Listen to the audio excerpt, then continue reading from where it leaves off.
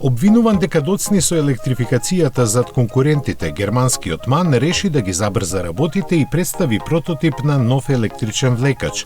За разлика од досегашните, во суштина рачно склопени тешки камиони на марката, кои веќе се сообраќаат во повеќе европски градови, новиот модел базиран на семејството TGX е наменет за вистинско сериско производство.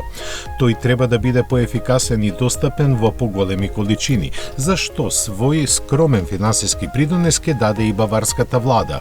За него МАН нема објавено никакви технички спецификации, но се зборува дека ќе има батериски склопови од сопствен развој.